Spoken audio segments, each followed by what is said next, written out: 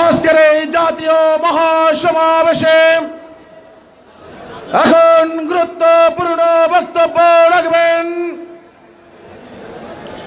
ইসলামী আন্দোলন বাংলাদেশের সংগ্রামী সিনিয়র নায়েবে আমির,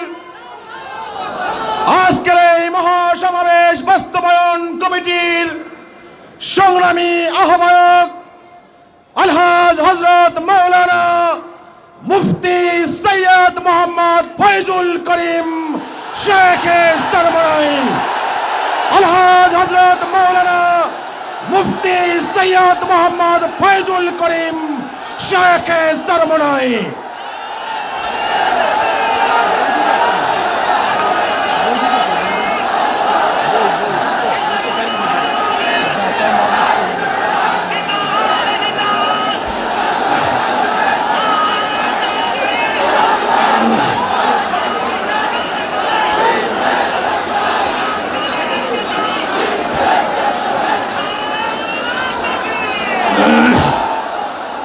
আসসালামু আলাইকুম ওয়া রাহমাতুল্লাহি ওয়া বারাকাতুহু।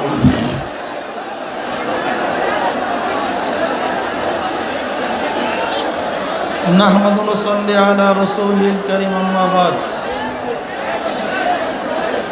ওয়া আউযু বিল্লাহি মিনাশ শাইতানির রাজীম। বিসমিল্লাহির রহমানির রহিম।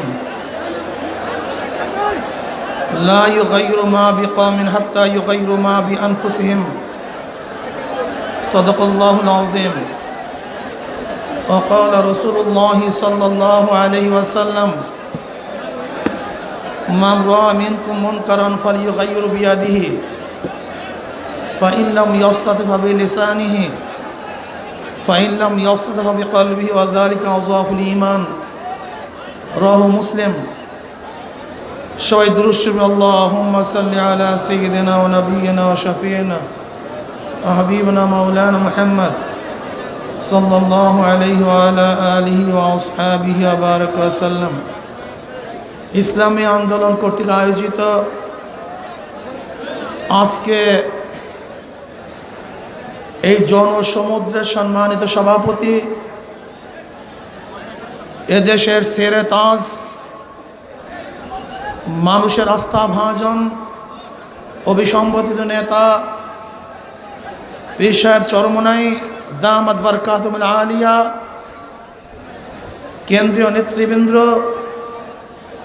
সকল স্তরের শান্তিপ্রিয় মুক্তিকামী ভাই ও বন্ধুগণ, আজকে বাংলাদেশের প্রেক্ষাপট সম্পর্কে কম বেশি আমরা সবাই জানি। 7ই মার্চ এই ময়দানিটি আমাদের শ্রদ্ধাভাজন লিডার, এদেশের আস্থাভাজন লিডার, যেই লিডারের ভাষণে এদেশের স্বাধীনতার পথ অগ্রসর হয়েছিল, শেখ সাহেব বক্তৃতা করেছিলেন এদেশের মানুষকে মুক্তি করবেন, এদেশের মানুষকে শান্তি দিবেন, জুলুম অত্যাচার থেকে মানুষকে নিরাপত্তা প্রদান করবেন, সমস্ত জালেমের বিরুদ্ধে, অত্যাচারীর বিরুদ্ধে তিনি যুদ্ধ ঘোষণা করেছিলেন। তার বক্তৃতার প্রেক্ষিতে এদেশের মানুষ ঝাঁপিয়ে পড়ছিল তাদের স্বাধীনতা অর্জন করার জন্য। তাদের বাক স্বাধীনতা রক্ষা করবে, অর্থনৈতিক স্বাধীনতা রক্ষা হবে, জান মাল ইজ্জাতের রক্ষা হবে, মানুষ তাদের ন্যায্য অধিকার ফিরে পাবে। এই বুক ভরা আশা নিয়ে মানুষ আন্দোলন করেছে, সংগ্রাম করেছে, রক্ত দিয়েছে, সর্বোচ্চ ত্যাগ করেছে। কিন্তু আমরা কি দেখেছি? আমরা আজকে যা দেখি, আপনাদের সামনে কিছু পেশ না করলেই নয়। 6 দফার মধ্যে মানুষের, পূর্ব বাংলার মানুষের মুক্তির দফা ছিল, কিন্তু আজকে সেই বাংলাদেশ থেকে যেই পরিমাণের টাকা বিদেশে পাচার হয়েছে, যা চিন্তাও করা যায় না। 2005 থেকে 2014 সাল পর্যন্ত এদেশ থেকে বিদেশে পাচার হয়েছে 6,08,868 কোটি টাকা বাংলাদেশ থেকে বিদেশে পাচার হয়ে গেছে, যা 2 বছরের বাংলাদেশের বাজেটের সমপরিমাণ টাকা বিদেশে পাচার হয়ে গেছে। শুধু তাই নয়, এদেশের বাংলাদেশের মানুষের খুন খারাপি যা অবস্থা পরিণত হয়েছে, সব ব্যাখ্যা দেয় আমার সময় নাই। আপনারা জানেন অর্থনৈতিক খাতের কেলেঙ্কারি, বৈষম্য, ব্যাংক খাতের অদক্ষতায় 2016-2017 অর্থ বছরে ক্ষতি হয়েছে 10,000 কোটি টাকা। খেলাফি ঋণ 88,589 কোটি, 37 লক্ষ টাকা। দৈনিক যুগান্তর। বাংলাদেশের রিজার্ভ ব্যাংক থেকে চুরি হয়েছে 800 কোটি টাকা। সোনালী ব্যাংক থেকে জালিয়াতি করে অর্থ আত্মসাতের পরিমাণ 606 কোটি 48 লক্ষ টাকা। এর মধ্যে হলমার্ক 667 কোটি 45 লক্ষ টাকা। প্রথম আলো। জনতা ব্যাংক ঋণ খেলাফির প্রায় 5,000 কোটি টাকা। বেসিক ব্যাংক কেলেঙ্কারি 4,500 কোটি টাকা। আপনারা জানেন দুর্নীতির জরিপ, নির্মাণ খাতের দুর্নীতি। আমি শুধু এতটুকু বলবো যে আমরা দেশের উন্নয়ন করছি, উন্নয়ন, এর মধ্যে যেই পরিমাণে উন্নয়ন হয়েছে তার চেয়ে কত গুণ বেশি যে চুরি হয়েছে ওই মাবুদ মাওলাই ভালো জানেন। সুবহানাল্লাহি ওয়া বিহামদিহি।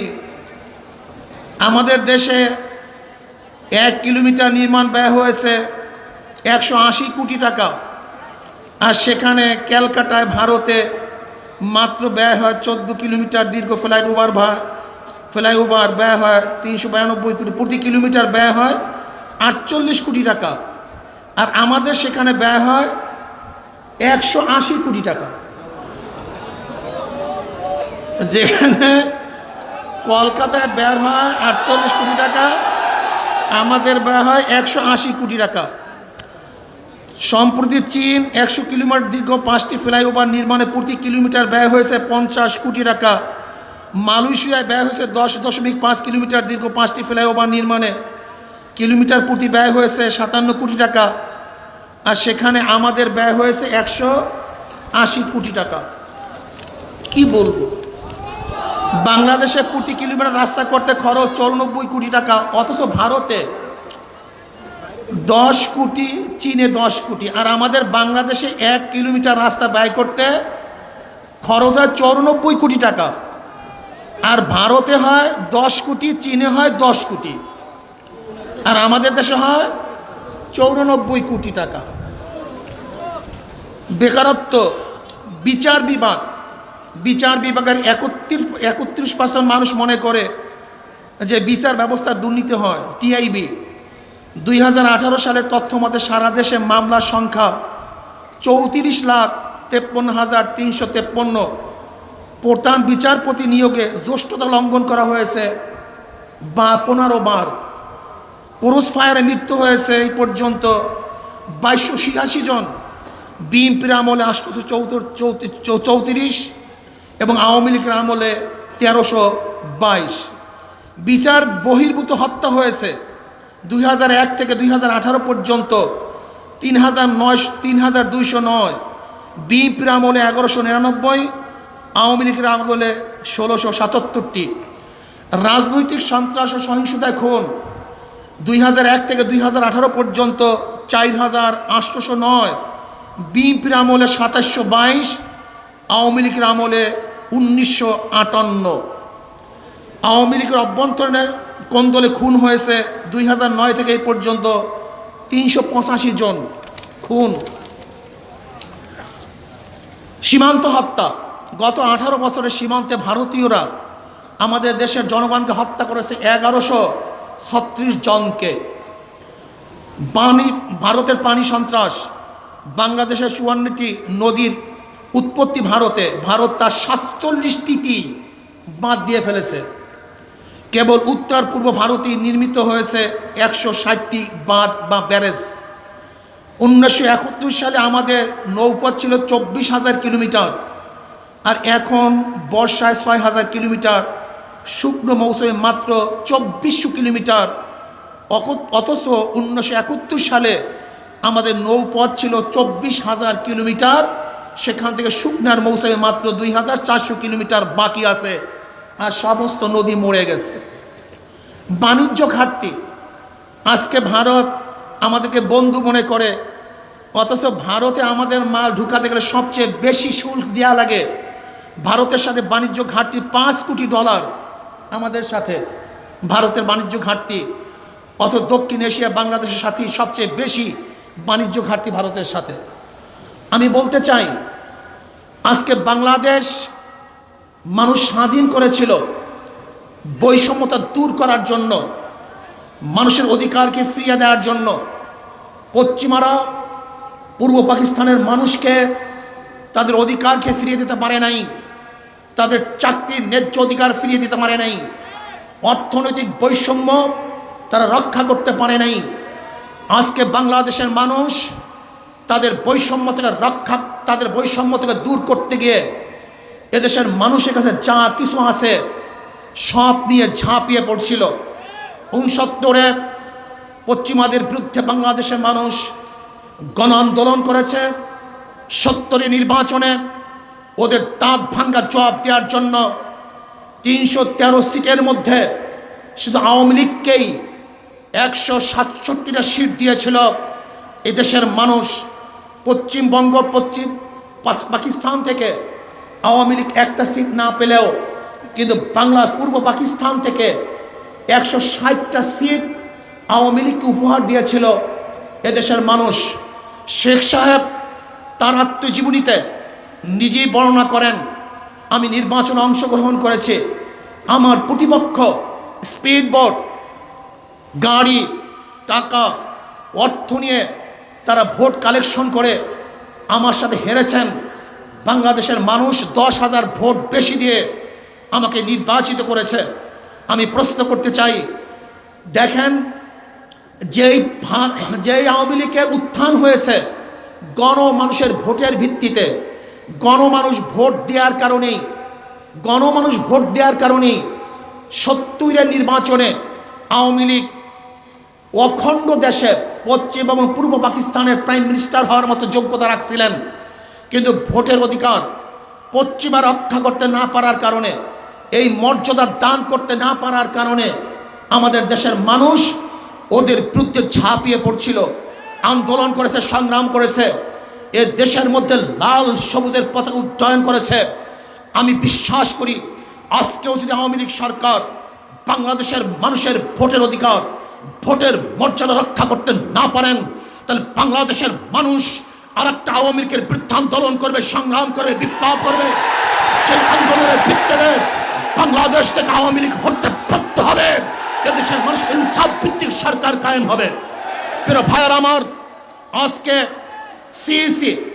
সিইসি, আমি ওনাকে মনে করি সিইসি নয়, উনি হলো রবট সিইসি। রবট বুঝেন? রবটের নিজের কোনো স্বকীয়তা নাই, স্বতন্ত্রবোধ নাই, বরং রবটের মধ্যে রবটের পরিচালক যেই প্রোগ্রাম সেট করে এর বাহিরে কাজ করার ক্ষমতা রবটের নাই। আমিও মনে করি সিএসি একজন রবট। সরকার যে প্রোগ্রাম সেট করে দেয়, সিএসি নিজের স্বতন্ত্র কোনো প্রোগ্রাম সেট করার ক্ষমতা সিএসির মধ্যে নাই।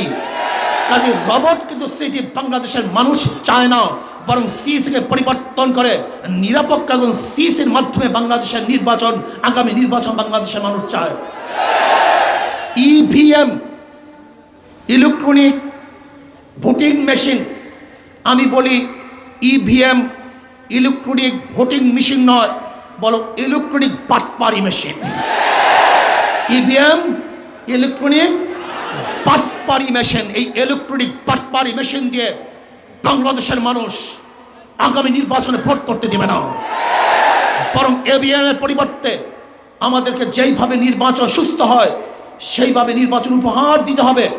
আপনারা দেখেছেন আমাদের মাসুদ সাহেব বক্তৃতা করেছেন, গত নির্বাচনে বাজেট হয়েছিল 600 কোটি টাকা বা 500 কোটি টাকা, তার আগে অনেক কম।